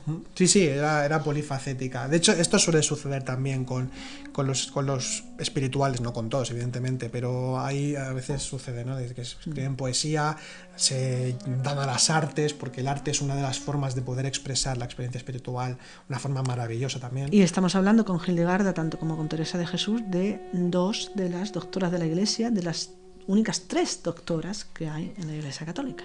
Entonces son Teresa de Jesús una de ellas y Hildegarda von Bingen es otra. Luego tenemos a otra mística también medieval, que es Hadewig Ambers. Hadewig Ambers, que bueno, tiene un texto, escribió poesía fundamentalmente, era beguina, dentro del movimiento de las beguinas, y conjuntamente con Margarita Porete, que también nombramos aquí, que era bueno, un movimiento laico, porque no estaba adscrito a ninguna orden religiosa de momento, de mujeres que totalmente comprometidas con un camino espiritual, que bueno, pues estudiaban, trabajaban, se reunían entre ellas y desarrollaban pues un camino cristiano, por supuesto, pero vuelvo a decir, libres, en el sentido de no adscritas a ninguna tradición bajo la égida de la Iglesia. Claro, de hecho predicaban en la calle. Sí. Una de las cosas que hacían era predicar en la calle y además eran de las que decían, que por eso no gustó mucho ese movimiento en el seno de la Iglesia, decían que no era necesario un párroco, un sacerdote, un confesor para poder hablar, para poder directamente con Dios, sino que uno mismo podía hablar directamente con Dios si se lo proponía, digamos, ¿no? Completamente. De hecho, fueron tan transgresoras que el movimiento desapareció en el siglo XIV. Lo eliminaron. Y de hecho a Margarita Porete, que es una de las grandes figuras, ¿no?, de todo este movimiento, la justiciaron, la quemaron de Francia, la quemaron ahí en París. Sin embargo, escribieron libros y Margarita Porete tiene un libro que, bueno, la historia es impresionante porque el libro es El espejo de las almas El simples. espejo de las almas simples. Es un libro que lo escribía y se lo quemaban, lo escribía y se lo quemaban, volvía a escribirlo, se lo quemaban y así constantemente. Tanto lo persiguieron este libro que se hizo súper famoso, así que en casi todos los monasterios había alguna copia de este libro, precisamente por haber sido tan perseguido. Además, y por eso nos ha llegado hasta nuestros días. Claro, de hecho, este libro pasó durante mucho tiempo como anónimo. Sí. Y hasta hace apenas unos 50 o 60 años que se descubrió la autoría. Definitivamente se sabe quién es la autora de un libro maravilloso, porque además es un libro como dialogado en el que aparecen las virtudes y hablan entre ellas y hay como un desarrollo, como una especie de historia. Que bueno, que incluso se podría hacer hasta una obra de teatro pero vamos, de un componente místico excepcional, ¿no?, de los mayores textos místicos que podemos encontrar. Y en Hadewig encontramos un texto que se llama El lenguaje del deseo. Buenísimo. Y que define perfectamente realmente lo que vamos a encontrar dentro, porque las beguinas o todas las cosas que hicieron es que utilizaban el lenguaje erótico para hablar de la experiencia mística, ¿no? Entonces hablan del mini amor, ¿no?, del amor consciente del amor a lo divino, ¿no? Y lo hablan con un lenguaje realmente, pues vuelvo a decir, bastante erótico. Y Hadewig de Amberes es el exponente quizás más impresionante de esto. Es de una belleza impresionante todos sus poemas en este pequeño libro que es El lenguaje del deseo. Luego tenemos, ya lo hemos mencionado antes, a Miguel de Molinos con su guía espiritual. Bueno, otro también que encarcelaron y bueno, en verdad todos los que hemos mencionado, casi todos de alguna forma fueron perseguidos, encarcelados, de momento sí. bueno, es igual. La cosa es que Miguel de Molinos es otro, este ya es del siglo XVII, es más moderno, por tanto también leerlo es como más fácil porque se acerca más al castellano actual en muchas cosas. Y bueno, también es excepcional no es poeta, al menos que sepamos, no sabemos si en su intimidad escribió alguna vez poesía, pero sí que podemos ver en su guía espiritual, que así se llama su libro, que además lo hemos editado también nosotros, hemos hecho nuestra propia edición y lo podéis encontrar en Amazon, buscando Dragon Books, buscando a la guía de Miguel de Molinos. Y en la guía de Miguel de Molinos nos encontramos con una serie de consejos espirituales, de una tipificación, una sistematización de lo que es la misma oración, de lo que es los diferentes tipos de meditación y de contemplación, de lo que es la tiniebla divina, experimentar todo eso, la adquisición de los dones espirituales. Tiene toda una, incluso tiene una parte dedicada a los directores espirituales, es decir, a los que son maestros que enseñan a los demás la espiritualidad y los guían y acompañan. Así que es un libro completísimo tanto para practicantes como incluso para personas que tienen que dedicarse, o sea, se dedican a guiar a otras personas. Así que es un libro maravilloso. También tenemos al Meister Eckhart. No estamos haciendo, ya veis que no estamos haciendo a nivel cronológico porque es indiferente. No. El Meister Eckhart, que además tuvo amistad con las beguinas. Bueno, más también, que amistad, exactamente. De alguna manera, él se dice que el contacto que tuvo Meister Eckhart con las beguinas transformó y cambió su forma de entender la experiencia mística y la religiosidad. Y se puede ver, cuando se conoce un poco los textos de las beguinas con la enseñanza de Meister Eckhart, hay muchas semejanzas, muchas. Podemos encontrar, hay un libro que es El fruto de la nada, que es un texto en el que hay una serie de sermones, porque él era pues sacerdote, ¿no? También. Sí. Entonces daba misas y también daba pues sermones y se recogieron muchos de ellos y bueno, pues se pueden leer. Y luego también tiene algunas poesías bastante sugerentes, pero en el caso de Meister Eckhart sobre todo son sus comentarios espirituales, consejos espirituales, en el que podemos encontrar varios libros que hablan de aspectos de, bueno, pues esto, de las virtudes y de formas de abordar lo espiritual. Tenemos también a Francisco de Asís, que es un clásico, es el Alter Christi, incluso le llaman como el otro Cristo, porque fue una persona, un maestro espiritual arrollador, en el sentido de que, bueno, de que prácticamente, sin buscarlo evidentemente, porque un auténtico espiritual no lo busca, pero mantuvo el pulso con la Iglesia, en el sentido de que tuvo tantos seguidores que no podían quitárselo del medio sin más, porque hubiese sido un problema para la Iglesia en su momento. Exactamente. De hecho, claro, en lo que él abogaba por una vuelta a los valores fundamentales o primeros del cristianismo, que implica una simplificación, pobreza, simpleza, ¿no? Como decía. Y claro, esto no se aceptaba en una iglesia que estaba súper estamentada en el poder y en la riqueza. Un órgano político era realmente. Entonces, claro, ese tipo de cosas. Así que bueno, al final, pues la iglesia abrazó también a Francisco de Asís. No les quedaba otra. Exactamente, no había otra. Y bueno, pues es uno de los místicos también universales muy interesantes. Pero evidentemente, como hemos dicho también durante todo el podcast, no solamente hay experiencia mística o textos místicos en el cristianismo, porque hemos mencionado muchos. También podemos considerar dentro de la experiencia mística a otros autores antiguos. Tenemos, por ejemplo, a Heráclito. Ajá, por ejemplo, sí. Heráclito era un contemplativo. Tomamos su texto, o sea, su escrito, y nos encontramos con una serie de sugerencias y de reflexiones cortitas, casi en forma de aforismos, bueno, increíbles, ¿no? Es decir, que valen mucho la pena. Luego también tenemos a Pitágoras. A Pitágoras se le considera también en cierta forma un místico en muchos de sus postulados y en formas de entender la espiritualidad, postulados dentro de la enseñanza pitagórica, de lo que se conoce de ella. Y de hecho, además, es curioso porque en el caso de Pitágoras, históricamente, a veces, ya sabéis que esto pasa, ¿no? Que hay figuras que encarnan la santidad o encarnan, ¿no? lo más elevado, y entonces se le empiezan a atribuir milagros, hechos o anécdotas concretas que esto ha sucedido mucho en el santoral cristiano, por ejemplo, y también en el islámico, esto sucede mucho, ¿no? Decíamos que esa figura vivió una serie de cosas, de repente se mitifica esa figura. Y con Pitágoras sucedió. Es decir, si encontramos todo lo que se le atribuye a Pitágoras como un gran santo, si luego lo comparamos con otros santos de otras tradiciones, vemos casi lo mismo, los mismos milagros, los mismos anécdotas, los mismos hechos. Es muy curioso cuando sucede eso, ¿no? La mitificación de una figura. Luego también a veces hay autores que consideran al mismo Platón, entendido en su parte, digamos, como más espiritual, relacionada con el autoconocimiento, relacionada con esa parte de los ejercicios espirituales. Por ejemplo, hay un autor que se llama Pierre Hadot, que lo hemos recomendado hace poco, además, Pierre Hadot, que se especializó en la filosofía antigua, pero enmarcándola como una vida espiritual. No como se suele entender la filosofía, sino como una vida espiritual. Pues se puede considerar a Platón como prácticamente un místico en varios de sus textos, ¿no?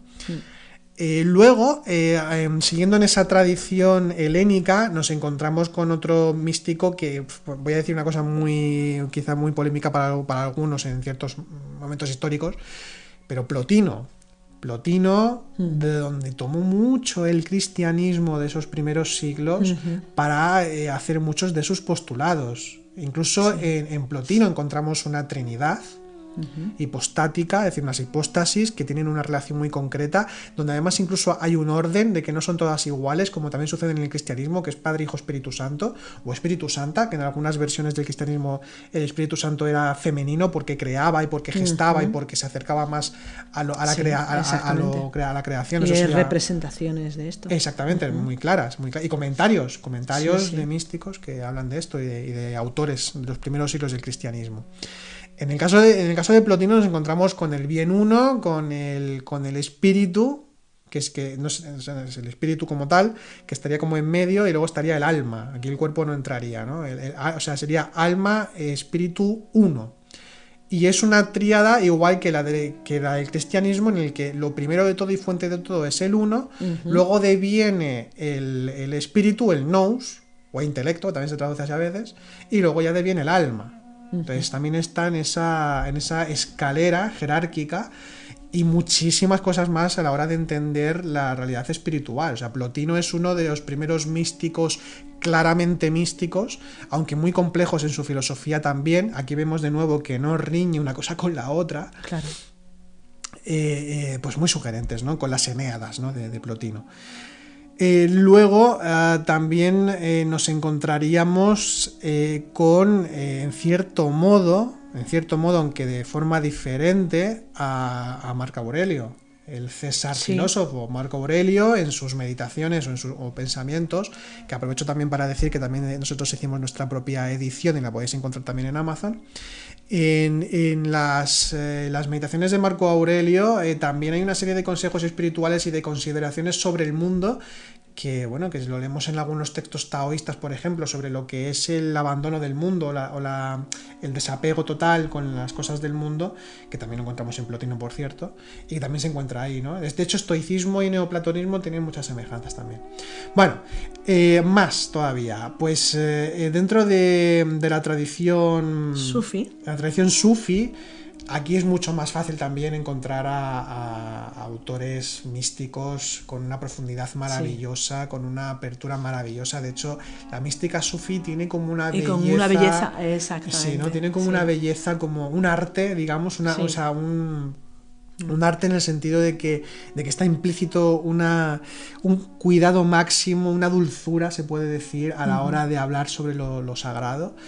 En primer lugar, quisiera mencionar a Rumi, porque fue un poeta universal increíble, ¿no? Que crea o que institucionaliza el movimiento derviche, ¿no? Los giróvagos, que en sí tienen toda una simbología y un significado muy concreto, muy poético también, y él fue pues un gran poeta, y también escribió libros, digamos, también algunos en prosa. Es muy interesante Rumi como tal, qué decir, ¿no? Con el Masnawi, que es su texto, el Corán persa que le llaman, un texto maravilloso. Y luego otro que digamos que también tenemos debilidad por él, que es Ibn Arabi.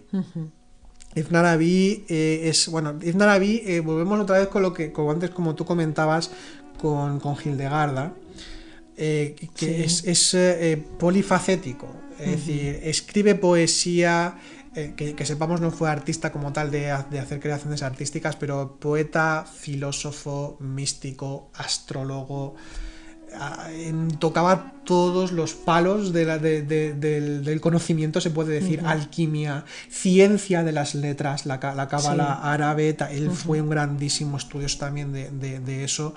De hecho, hay incluso textos de Ibn Arabi que están pensados de una forma muy cabalística y numérica dentro de los números. O sea, es increíble Ibn Arabi. Bueno, nos quedaríamos cortos hablando de él, ¿no? Pero concretamente con lo que son sus poesías inspiradoras, pues tiene también una serie de textos que podéis encontrar maravillosos sobre la mística. Y una cosa también que sucedió es que como también las beguinas, tiene algunas poesías que tienen un contenido erótico. Y hubo una ocasión, ahora no recuerdo el nombre del texto, me vais a disculpar, hubo una ocasión en la que escribió un texto en el que de alguna forma se le denunció, se le criticó en su momento, estamos hablando del siglo XIII, se le critica porque era como un texto erótico, por tanto era feo, no correspondía. Y claro, él tuvo que escribir explicando verso por verso prácticamente qué significaba, porque estaba hablando de lo espiritual y no estaba hablando de específicamente, literalmente, de algo erótico, ¿no? Entonces, vemos aquí que esto sucede mucho. La mística, en San Juan de la Cruz y Teresa de Jesús un poco también sucede a veces. Hay como cierto erotismo hasta cierto punto, ¿no? Es curioso porque también hay ciertos poetas sufis también que utilizan el tema del vino. El Sí, vino. cierto. Y a veces se entiende como si estuviesen hablando del vino realmente, ¿no? El vino sería esa energía espiritual, ese estado de embriagamiento espiritual, Claro. en el que uno se sumerge. Incluso estaría hablando de esa energía interna con la que hay que trabajar. Entonces hay que entender realmente el contexto y los lenguajes. Claro, conocer el símbolo, porque esto también es algo que es importante, esto lo hemos hablado también en varias ocasiones, que uno no puede interpretar simplemente desde lo conocido de su época, hay que contextualizar, es decir, cómo se pensaba en esa época, o qué símbolos utilizaban y qué significaba para ellos ese símbolo, no para mí, sino para ellos qué significaba, y a partir de ahí puedo aprender a interpretar, ¿no? Eso es importante. Bien, bueno, tenemos también otros místicos que quizá no son tan conocidos, pero también son místicos. Sorabardi, que también era del siglo XII y también estaba en Persia. Y bueno, tenía una serie de textos imaginales también muy sugerentes, muy inspiradores. Sorabardi, que fue el que unió el zoroastrismo con el sufismo. Laldet, por ejemplo. Laldet, que es súper interesante, es una poeta. Aquí está la polémica con Laldet, que su poesía es tan elevada que, aunque nació en la India, los sufis se la apropian, aunque también se la apropian los hindúes. Por lo tanto, da igual, cuando leemos a Laldet vamos a encontrar que su poema nos habla tanto de una tradición como de la otra, porque seguramente ella, desde su experiencia, no se consideraba de ninguna tradición. Y es curioso porque incluso en la actualidad todavía sigue la polémica de si Laldet es sufi o Laldet es hindú. Pero lo que sí es cierto es que son poemas extraordinarios que nos hablan realmente de cómo es esa experiencia espiritual, cómo podemos comprenderla, cómo podemos acercarnos a ella. Igual que Rabi al-Dawiya también, en el siglo Rabi al-Dawiya, esta sí que sería sufi. Sí, sí. Y sí, por supuesto también con bueno, mística, enseñanza. Porque el sufismo aparece más tarde, pero entendemos que sí, que dentro de un contexto más esotérico, dentro de mística del Islam, del sí. Islam, sí. Sí. Pues decía, tiene unas enseñanzas pues extraordinarias también. Luego también tenemos a Geber, que Geber es uno de estos autores que nos enseñan que la mística no siempre tiene que ser pura explosión poética ¿no? Para poder inspirarnos. Geber fue uno de los autores más importantes de la alquimia.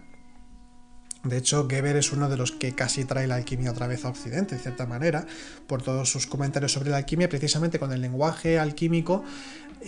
Utiliza también esa forma alquímica, aunque ya en su origen, como ya vimos en el podcast que tratamos de alquimia, nos encontramos con un autor que junta la alquimia y la mística, junta la alquimia y la espiritualidad de una forma con mucha sutileza, con mucha inteligencia, y entonces ahí pues nos encontramos a un autor interesantísimo para tenerlo en cuenta, ¿no? Luego, por cierto, decir que para Geber recomendaría un libro que se llama Alquimia y Mística, se titula Alquimia y Mística, de Pierre Logui, que es un autor especializado en el tema de sufismo, y especialmente en Geber pues tiene un libro muy sugerente sobre el tema. Y luego ya si nos pasamos a la tradición hindú, que aquí ya decíamos, ¿no? Un místico, claro, es que un místico, o sea, la experiencia espiritual, ¿no? ¿Qué nos sugiere? En el siglo XX, claro, es un experto en el tema, nos podría sacar muchísimos nombres. Claro. Nosotros hemos mencionado un par de ellos porque tampoco somos tan expertos en tema de hinduismo en general. Pero dentro del Vedanta tenemos a Ramana Maharshi en el siglo XX, un autor sencillo, sí, en el sentido más positivo del término, sencillo, profundísimo, donde plantea a nivel práctico y a nivel de concebirse a sí mismo, pues muy, muy interesante, con esa pregunta, ¿no?, meditativa, sí, contemplativa de quién capital soy, ¿no?, quién soy yo, ¿no? ¿Quién soy yo? Y donde no tiene que haber una respuesta racional, sino ya de la experiencia directa de lo que uno es. O sea, es muy interesante. Ramana Maharshi en el Vedanta. Y del mismo siglo XX también Aurobindo. Aurobindo, sí, un maestro que consideramos que es importante, sobre todo porque habla, como hemos dicho al principio, de ese materialismo divino, donde realmente se considera que todo, absolutamente todo, se puede divinizar, empezando o acabando por las propias células del propio cuerpo, ¿no? Entonces realmente es un maestro, es una enseñanza muy interesante las que Aurobindo daba conjuntamente con su pareja, que era madre, se llamaba así, no recuerdo el nombre exacto. Yo tampoco me acuerdo ahora mismo. Pero bueno, le llamaban la madre, sí. Y dan una enseñanza que consideramos que también es muy interesante y que nos puede ayudar a abrir, ¿no? Abrir posibilidades de conocimiento, de expresión de la realidad consciente de una forma muy, muy interesante, muy concreta. Donde podemos encontrar tanto libros en prosa, ensayos realmente de conocimiento, sí, y tiene alguna novela también, me parece. Bueno, novela no sé, pero sí que tiene un poema muy interesante que es Savitri. Bueno, entonces me estoy confundiendo, creo que es Savitri, sí. Que es precioso porque además uno el inicio, ¿no?, de ese poema es habla de los hijos de ojos de sol. Qué bonito. De un alba luminosa o algo así, no recuerdo muy bien, pero es un texto precioso. Y bueno, hemos mencionado un par de autores que a nosotros nos resuenan más, pero que hemos conocido, pero insisto, o sea, esto no es nada. Tiene que haber un millón dentro del hinduismo y del yoga y de cualquier otra tradición. Es decir, estos son algunas sugerencias. Sobre todo lo que queremos, digamos, sugeriros son estos autores que han hablado muy desde la experiencia, ¿no? No solamente, digamos, desde lo dogmático, sino que desde la propia experiencia ya se denota ahí pues una calidad y bueno, algo que nos eleva, que nos inspira también y al mismo tiempo nos enseña. Bueno, dicho esto, hablemos ahora de, bueno, ya que hemos empezado con el hinduismo, vamos al budismo. El budismo.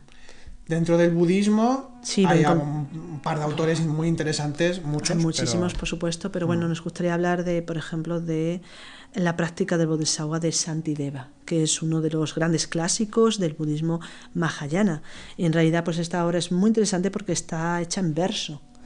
Y además habla de los factores fundamentales para seguir un camino de lo que es un bodhisattva, es decir, de un ser comprometido completamente con la compasión hacia todos los seres, ¿no? Entonces es uno de los exponentes fundamentales y además es precioso de leer también. Además habla bastante de las virtudes como la paciencia, la meditación, la diligencia, la sabiduría. Y bueno, pues es otro importante, ¿no? La práctica del bodhisattva de Shantideva, ¿no? El autor Shantideva. Otro autor el maestro, autor no. Bueno, maestro budista. Sí. Otro maestro budista que además fue el que inició una línea y hubo una reactualización en el siglo XIII, una reactualización en Japón del budismo, que estaba en un momento bastante decadente, en un cierto momento. Dogen Genji, no sé si lo estoy pronunciando bien, pero bueno, el maestro Dogen, Hei Dogen, perdón, El maestro Dogen es un autor que escribe el Sobogenzo, ¿no? Que creo que tiene algún texto más, pero el Sobogenzo, donde hay toda una serie de consejos espirituales interesantísimos, de consideraciones a la hora de realizar la práctica de la meditación. Es decir, maravilloso, Sobogenzo. Es un libro que vale mucho la pena, una obra que vale mucho la pena, porque es un maestro que inició la tradición Soto Zen, que era una renovación, como decía, del Zen, que buena falta le hacía. Y bueno, pues es un autor donde hay un componente de enseñanza y al mismo tiempo un componente de mística, se puede decir, en algunos puntos, porque nos eleva también, ¿no? Y luego, yéndonos al taoísmo, no podemos dejarnos al taoísmo. El taoísmo, hay 3 autores fundamentales donde nos encontramos también con ese componente de experiencia directa, de mística, muy, muy sugerente, y es el Tao Te Ching de Lao Tse, clásico de los clásicos, Claro que sí. clásico de los clásicos. Y luego tenemos a Li Etzi y a Chuan Tze. Exacto. Estos 3 autores son, dentro del taoísmo, bueno, los más importantes, realmente, los más importantes. Tenemos la suerte de que en castellano, por cierto, lo comento porque a veces nos preguntan y bueno, a veces la gente busca, ¿no? Decir, bueno, ¿y qué versión del Tao Te Ching o qué versión del Chuan Tze busco? Porque hay tantas traducciones que no sé yo.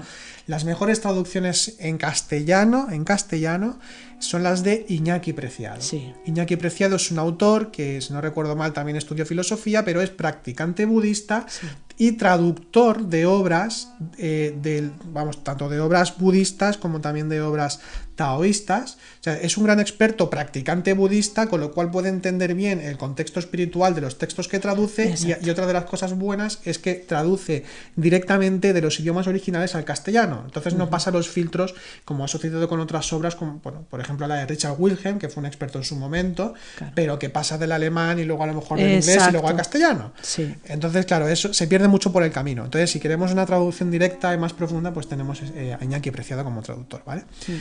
Bueno, y nos hemos dejado el judaísmo, queremos hacer un par de menciones. Por un lado tenemos a los textos cabalísticos básicos, Zohar y Sefer Yezirat. Por ejemplo, el Zohar es un texto que, aunque las leyendas hablan de que es del siglo II y bueno, todo esto, pero Moisés de León, que fue el compilador o autor directamente, como muchos creen, del Zohar, que se escribe en la península ibérica, el Zohar es todo un conjunto de enseñanzas y de comentarios también de la Torá, y bueno, es un texto místico maravilloso y muy extenso. Luego tenemos también, por ejemplo, a Nachmanides, que también fue un autor interesante dentro de la Cábala, creo que era de Gerona, si no recuerdo mal. También tiene una serie de textos y de comentarios místicos y cabalísticos interesantísimos. Podríamos añadir también a Maimónides, en cierta manera, aunque Maimónides estaba más dentro de lo que sería un contexto filosófico, más racional, aunque tiene algunos comentarios muy interesantes. Por ejemplo, la guía de perplejos o descarriados, ¿no? Sí. Del siglo XIII. Y autores modernos, hay un autor en especial que nos parece súper interesante, Ángeles. Que nos gusta mucho, sí, que es Ariet Kaplan, del que ya hablamos en un podcast anterior. Sí, lo he recomendado alguna vez, sí. Y bueno, pues tiene varios libros interesantes. Uno de ellos es Cábala y Meditación, y otro de ellos es el comentario, ¿no?, al Sefer Yezirat, que es un texto en principio anónimo, pero que, bueno, cada uno pues da su interpretación y su visión, y la visión de Ariet Kaplan nos parece muy, muy buena, nos parece profunda, nos parece muy interesante y además a la par abierta al momento actual en el que estamos. Consideramos que realmente es un maestro este autor, Ariet Kaplan. Y bueno, un larguísimo etcétera de autores. No acabaríamos nunca, porque al fin y al cabo, si miramos un poco, o sea, hemos hablado de autores que se consideran místicos y que también consideramos, bueno, pues esto, que se nota que han tenido esa experiencia espiritual profunda, y lo expresan, lo cuentan, y si no lo cuentan de forma directa, al menos se ve como el resultado de, ¿no? Entonces, por eso hemos decidido estos autores, pero lo he dicho, pueden ser muchísimos más, porque al fin y al cabo quien escribe, quien ya tiene la experiencia espiritual profunda, iniciática, y luego la escribe, pues sea más simbólico o más directo o más crudo o más edulcorado, por decirlo así, pues todos son válidos. Y bueno, no sé si quieres comentar alguna cosa más, Ángeles. Sí, no, nada más que para acabar, de la misma forma que empezamos con una frase de mi profesor, me gustaría acabar también con otra frase de él, hablando también de la mística y definiendo la mística de la siguiente manera. La mística es... Y ya nos despedimos para la próxima semana. Esperamos que os haya gustado el podcast de esta semana y que si tenéis alguna pregunta, ya sabéis, caja de comentarios, comentáis, y ya nos despedimos con la frase del profesor de Ángeles. La mística es el descanso, el desahogo, la reconciliación y la paz del reposar de nuestra confianza en la divinidad. Hasta la semana que viene. Hasta la semana que viene.